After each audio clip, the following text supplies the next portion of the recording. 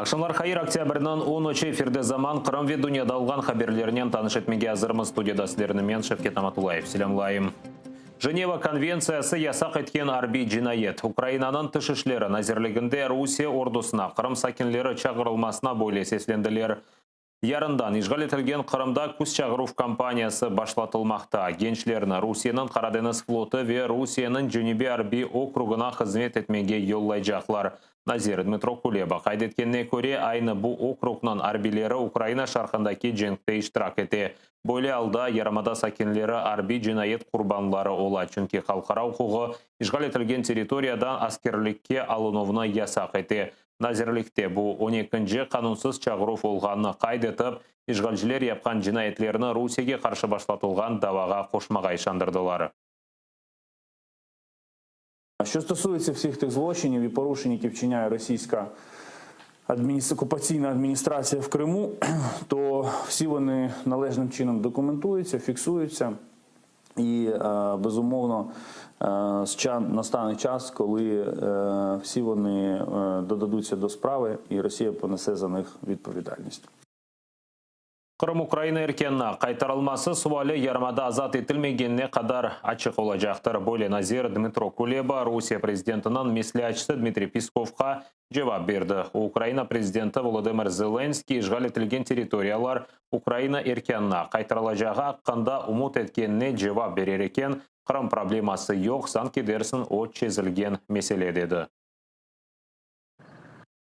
Питання Криму закрите виключно в свідомості жителів Кремля. Для решти світу та й для самих росіян, які не обтяжені пропагандистськими штампами, питання Криму залишатиметься відкритим доки він не повернеться до складу України, тобто до статус, який у нього був до лютого 2014 року.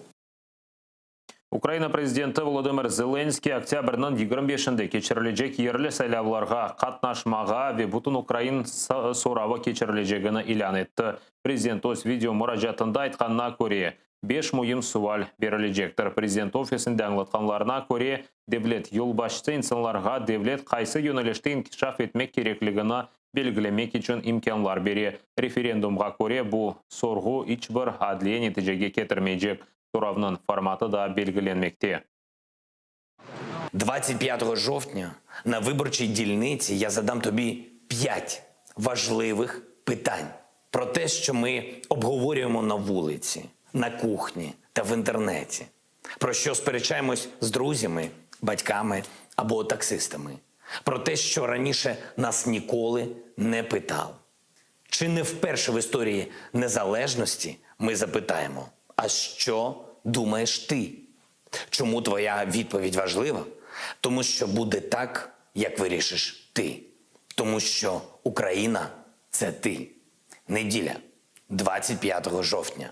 Приходь і вирішуй. До речі, які будуть питання? Про це пізніше. Украинаның сайлавчылар комитетінде Володимир Зеленскийнің тешебүшіне раатсызлығына білдірділер. Анда қайдеткенлеріне көре сайлав күні сұрав кечірілмесі сайлав кодексіне де зыт келмекте. Комитетте қайдеткенлеріне көре сентябрінің башында юқары шурада мұға бензеген тешебүслерінді баққанлар, ләкин оларға қол тұтылмаған. Сұравны кім кечірежегі, суалеріні кім белгілейжегі, Рейберов насыл кечежегі аляда беллідегел. Виборці повинні мати достатньо часу для того, щоб зробити усвідомлений вибір щодо того чи іншого питання. А прихильники та опоненти різних варіантів відповідей повинні мати можливості для проведення агітаційної роботи серед громадян. У теперішніх умовах дотримання цих базових правил є неможливим і може розглядатися як маніпулятивна технологія та спроба впливу на результати голосування. Қырым-татарлар топлы яшаған қасабаларға су берілеуі тоқтатыла біле, еді арби операция кечіріле біле. Ишғалжілер Қырымда су проблемасы чезілуінің более вариантларыны бақа екен. Бұны Қарадені стратегик тетқіқлер институтының елбашысы Андрей Клименко Қырымда олған менбаларына атиф етіп хабер етті. Оның сөздеріне көре ишғалжілер акимиеті су проблемасы критик алда олғанны аңлап, бұны акимиетінің қапалы топлашуларында музакере еті екен. Аянская суван барында тек 2 күнлік су қалған қайдан алмақны білмейіп серт сыңырланов көрсетілежек екен дей Клименко. Оның сөздеріне көре қырым татарлар топлы яшаған Марина, Бұғырча, Ақмечет, Белая ве Қошкелді қасабаларына су берілуіні бұтынлей тоқтата білелер. Бөле шекілде қырым сәкенлерінің мемниетсізлігіні Бірлескен Миллетлерде гуманитар филякет бар деп көстермеге істейлер. Бұне бер юз қырымлы сияси мабусына Днепр суына деңіштірілу планы да бақыла екен, ама бұңа Украина акиметі разы олмаз. Ишгалжілер ордысы Херсон вилаятыны запт етмек için интылувда япа біле. Бұл сене Қарадeniz ве Украина да НАТО аскерлері олғаны русларына тоқтата білгендір де експерт. Вони просто не знають, що зараз робити. Якщо там їх справді притисне по саме «не могу», тоді можна чекати посилення військової загрози та або операції спецназу на нову Каховку. Але це все нормальна логіка. А якою буде логіка країни, яка хизується кожен день новими супер-гіперракетами, це знають тільки вони самі. Ишгалжілер кечкен сене язда Қарасу базарда тұтылып Хизбут Тахрирге алақасы бар деп терроризмде қабатланған Бабави Бала Энвер Вериза Умеровларны Айдер Жипаровны да учайға кележек сене январынан 15-не қадар апсте қалдырды. Оларның давасыны Ростов-Донадуны шерінде ерлешкен Русияның Женебе Арби махкемесі бақмақта. Шымды қабатлав тарафы өз избатларына тақдим ете екен. Октябрның 22-сінде Майджи тарафы желп еткен шатларының сұрғыларını башлатып, бұл сияси тақыплер олғанына избатламаға істей. Сегодня преследуют целый народ. Сегодня преследуют всех людей, которые не согласны с теми или иными скрепами, которые возведены в ранг государственной политики, к сожалению. Очевидно, это дело имеет ярко выраженный политический крен. Очевидно. С юридической плоскости это дело не имело права даже появиться в форме постановления возбуждения уголовного дела. Бұқыны 83 ел Эвелсі Бекер Чобанзаде құршынға тізілді. Белі қырым-татар Алима Тюркологна Советлер Акиметі Милли Фирқа ве пантюркизм әрекетіне әлақасы бар деп қабатлады. Чобанзаде бір сыра Авропа университетлерінде тәсіл алып 26 яшында профессор унванына наил олды. Бірқаш Авропа мемлекетлерінің университетінде дерс берді. Ярамадаға қайтып Қырым Мұхтариетінің ижра комитетінің азасы Таврия Милли университетінің ректор олды. Sonra Азербайджанға Баку университетіне дабет етілді. Тахменен 5 жыл Өзбекистанда да çalışып етіштірді. Совет акимиетінің махкемесі есе 20 даққа девамында әлемге өлім жазасыны белгіледі. Белі филолог, әдебиятшынас ве языcı 1937 сенесі октябрінің 13-інде атып өлдірілді. О 44 яшында еді. Бекер Чобанзаде лирик ве Қырым ватанперверідір. Оның туған тілі, шиыры еркеске белдедір. 20 жылдан Бекер Чобанзадені реабилитация яптылар.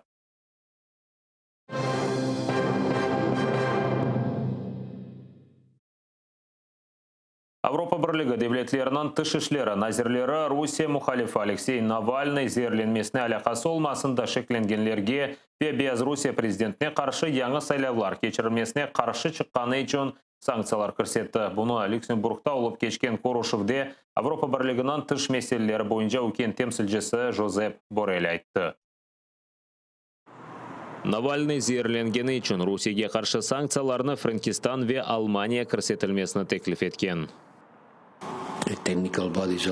Робочі групи Європейської ради розглянуть список, який подала Франція і Німеччина, а також вивчать докази, які надали ці дві країни. Рішення ухвалено одноголосно всіма країнами-членами Євросоюзу. Алексей Навальный августан 20-де Томстан Москваға қайтқаны вақыт учақта ярамады. Учақ Омста қонмаға мечбур олды. Сиясетчіні хастаханеге еткізділер. 2 күнден Навальный эссіз алда Берлин клиникасына кечірілді. Екімлер оның қанында новичок зері группасына кірген мадде тапылғаны аққында айттылар.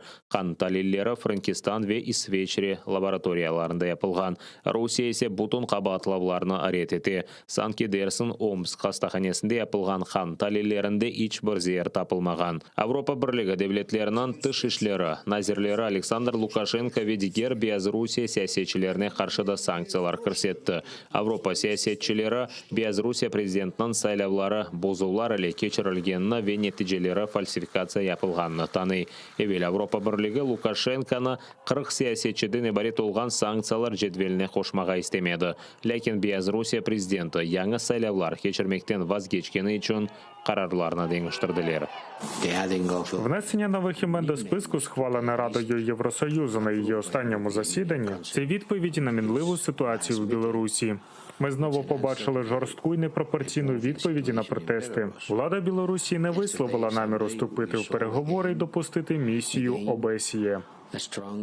Авропа бірлігі санкцияларына Украинада қошылды. Бұны Украина тышышлер назирі Дмитро Кулеба айтты. Беларусия хакимиетіне қаршы яңы сыңырлануларына Авропа санкциялары күч алған соң көрсетежеклер. Авропа назирлері дағлық Қарабақта олған вазиетні де музакире етіп, тарафларны дабаны барышық шекілде чезмеге чағырдылар. Владислав Стужук, Заман, АТР.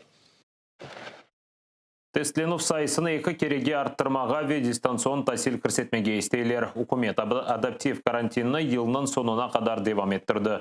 Октябрінің 15-ден 30-на қадар мектеп талебелері татилге юлланыла. Бұндан сон есе дистанцион тасил башлатылмасы теклиф етіле. Ресторанлар ақшам тек 10-ға қадар çalışacak. Бұне бәрі үкімет күтлеви тедбірлер кечірілівіні ясақ етті. Ешіл зонада ең чоқ 50 кіші топлаша біле. Сары зонада 30 кіші іштірағынен мерасем кечірілі біле. Портақал зонада 20-ден зияде инсан топлашмасы ясақтыр. Спорт ярышлары сержісіз кечірілмелі.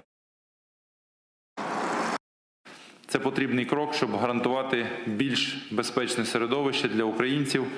І поки що це найбільш дієвий механізм від поширення коронавірусу не лише в Україні, але й в цілому світі.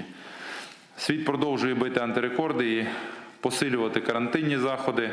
В Україні ми також діємо відповідно до епідеміологічної ситуації. Ці заходи спрямовані в першу чергу для безпеки українців. Украинада кечкен күнде ваманда 107 кіші COVID-19 құрбаны олды. Да 5130 учинсанда коронавирус хасталығы қайдетілген. Хасталарының ең чоқ сайысы Сумы, Тернополь ве Харьков вилаетлерінде. Карантин емшатылмасына тек Кировоград вилаеті азыр екен. У нас 34 154 ліжка цілком по країні введено в обіг. Ще є там 6,5 тисяч, які готові для того, щоб бути введені в обіг. Ще ми додамо там 12 тисяч. Але всьому є межа. Ми просто, якщо ми не зупинимось і не подумаємо, що ці речі дві пов'язані між собою, виконання правил і наше здоров'я. Неможливо досягти здоров'я, не виконуючи правила. Я думаю, що рідним цих 107 людей, які померли, їм кількість ліжок вже немає для них ніякої різниці.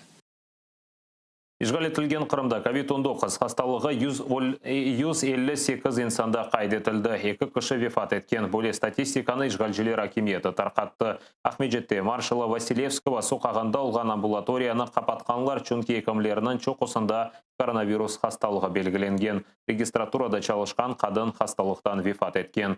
Баш екім қайдеткеніне көре амбулаторияны тек бір күнге қапатқанлар. Анда шымды регистратура ве бір екім çalışа екен. Хасталарына есе башқа хастаханелерге кечірелер. Екімлер хасталарынан евіне келмей, чүнки екімлерде асла етішмей. 3 дня мы ходим к врачу. Вот сейчас я звонил уже 3 раза. Получается, 3 дня мы вызываем. Уже вот приемно, видите, Аксенов приемно написано. В Министерство здравоохранения звоню, они просто футболят. Позвоните туда, позвоните туда, позвоните туда. Вот звоню. У жены коронавирус, скорее всего. Не знаю, сейчас вот мы еще ничего не подтверждено, ну, как бы все симптомы, да. Я сам вот в таком состоянии не знаю. То, температуры вроде нету, ничего. Пришлось ехать сюда. Врача на дом не вызовешь вообще. Вот видите, стоим, чтобы приехать сюда, чтобы стоять, понимаете. Человек пришел, у него температура вчера была. Сейчас неизвестно что. Вот так вот они издеваются. Министерство здравоохранения. Потому что вообще не работает. Они просто не работают.